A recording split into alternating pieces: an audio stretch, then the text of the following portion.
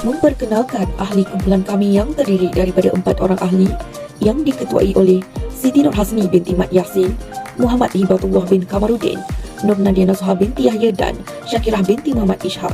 Saya akan memulakan pembentangan ini dengan pengenalan. Baiklah, penyakit demam reumatik ini jarang berlaku tetapi mempunyai pelbagai risiko dan komplikasi. Penyakit ini juga disebabkan oleh sistem imun badan yang menyerang tisu tertentu dalam badan dan ia bermula dengan jangkitan bakteria yang bernama Streptococcus. Selain itu, kanak-kanak berumur antara 5 hingga 15 tahun ialah kumpulan yang paling kerap terjejas dengan penyakit demam reumatik ini yang jarang berlaku. Latar belakang pesakit. Pesakit diberi nama Muhammad Arif Fitri bin Jalaluddin yang berumur 23 tahun dan berasal daripada negeri Perak. Beliau mempunyai bilangan adik-beradik seramai 5 orang dan beliau merupakan anak yang kedua. Kini, beliau merupakan mahasiswa Universiti Utara Malaysia dan beliau menghidap penyakit demam reumatik ini daripada tahun 2008 sehingga 2018. Manakala pada tahun 2018, beliau diisytiharkan bebas daripada penyakit tersebut. Namun, beliau hingga kini masih berjaga-jaga takut penyakit tersebut berulang kembali. Punca demam reumatik. Demam reumatik boleh berlaku apabila radang tekak yang berlaku tidak ditangani dengan baik, menyebabkan jangkitan bakteria Streptococcus kumpulan A. Apabila badan dijangkiti bakteria, sistem imun akan menghasilkan antibodi untuk melawan bakteria yang masuk. Namun, dalam badan penghidat penyakit demam reumatik, antibodi tersebut menyerang tisu badan yang sihat, terutamanya jantung, sendi, kulit, otak dan tulang belakang. Keadaan ini berlaku kerana sistem imun tersebut menganggap persamaan antara protein dalam bakteria Streptococcus kumpulan A dan protein dalam tisu badan. Ini menjadikan sistem imun yang terhasil itu mengenali tisu badan sebagai musuh yang berbahaya. Mari kita lihat gejala demam reumatik. Gejala demam reumatik biasanya dirasai 2 hingga 4 minggu selepas sakit tekak akibat jangkitan bakteria kumpulan A. Gejala itu berbeza-beza. Berikut adalah simptom demam reumatik yang disebabkan oleh keradangan jantung, sendi, kulit atau sistem saraf pusat. Yang pertama, demam. Yang kedua, sakit pada satu sendi yang berpindah ke sendi lain. Yang ketiga, sendi menjadi merah, terasa panas atau membengkak. Yang keempat, ketulan kecil dan tidak menyakitkan. Ia muncul di bawah kulit. Yang kelima, sakit di bahagian dada. Yang keenam, bunyi dalam organ. Yang ketujuh, keletihan.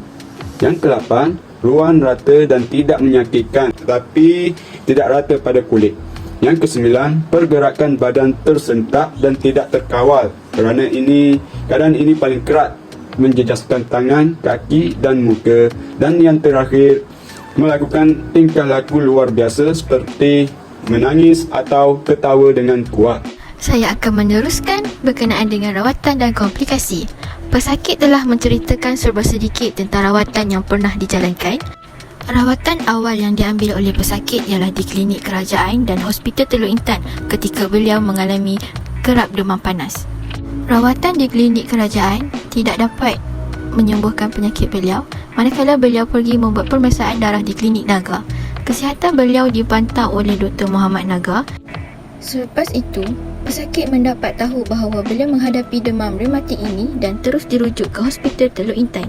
Kemudian beliau mengalami masalah injap jantung yang diberi rawatan secara berkala di Institusi Jantung Negara IJN. Selain mengamalkan perubatan moden, beliau juga mengamalkan perawatan tradisional untuk menaikkan semangat beliau dalam menghadapi penyakit ini. Komplikasi kepada pesakit adalah kerap mengalami demam yang sangat panas sehinggakan mencapai 39 suhu darjah Celsius. Pada tahun 2010, beliau hampir lumpuh separuh badan daripada pinggang sampai ke kaki dan beliau juga mengalami komplikasi jantung.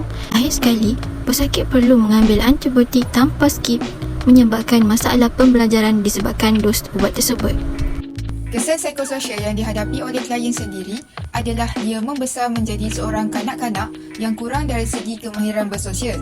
Akibat penyakitnya ini, klien perlu menghadiri beberapa sesi pemeriksaan kesihatan di hospital sehingga mengakibatkan dirinya jarang menghadiri ke sekolah.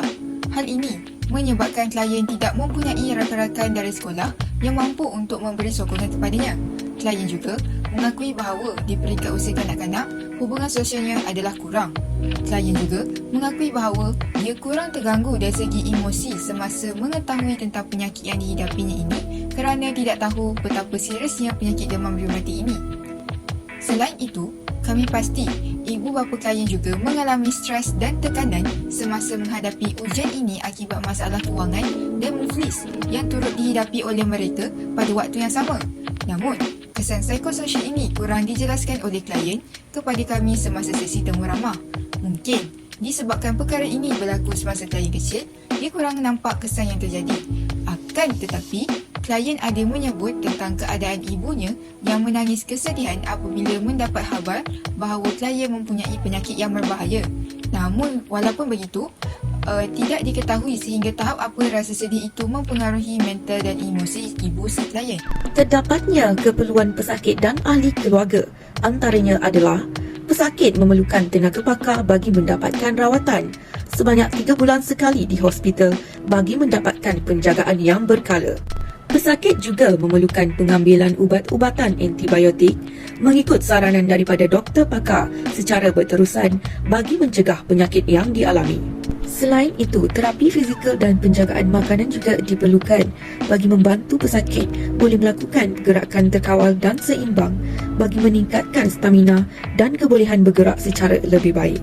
Sokongan daripada ahli keluarga juga diperlukan bagi meningkatkan moral dan semangat pesakit menghadapi kesakitan yang dialami. Seterusnya, masalah keperluan keluarga adalah berkaitan kos rawatan. Keluarga pesakit mengalami masalah kewangan sehingga terpaksa menjual harta benda untuk menampung kos rawatan. Peranan pekerja sosial perubatan menyediakan perkhidmatan terapi sokongan melalui interaksi dengan pesakit dan ahli keluarga. Pekerja sosial perubatan memberikan motivasi, kaunseling melibatkan psikologi kepada pesakit dan keluarga agar mereka mampu menerima hakikat berkaitan penyakit yang dialami dan membuat perancangan masa depan. Selain itu, memberikan khidmat nasihat dalam rundingan. Pekerja sosial perubatan menyediakan rundingan dengan mana-mana agensi untuk membantu dari segi kewangan dan peralatan perubatan kepada pesakit. Seterusnya, menguruskan bantuan kewangan dan peralatan perubatan. Pekerja sosial perubatan berperanan menyediakan bantuan bagi membeli perubatan, alat tiruan, tambang, sara hidup bagi memenuhi keperluan lain pesakit serta ahli keluarga bagi memfungsikan mereka kembali. Kesimpulannya, kesan yang terjadi akibat demam reumatik ini bukan sahaja memberi kesan kepada kesihatan dan emosi klien dan keluarganya. Akibat penyakit dan status keluarga klien yang kurang dari segi kewangan juga, klien dan keluarga turut terkesan dari segi masalah kewangan untuk membayar kos rawatan yang mahal. Kos rawatan yang mahal adalah disebabkan oleh penyakit demam reumatik itu merupakan penyakit yang jarang-jarang berlaku pada ketika itu. Oleh itu, sebagai pekerja sosial, kitalah yang bertanggungjawab untuk memberi kesedaran kepada masyarakat tentang penyakit-penyakit yang jarang-jarang berlaku ini. Sekian, itu sahaja daripada pengetahuan kami. Terima kasih.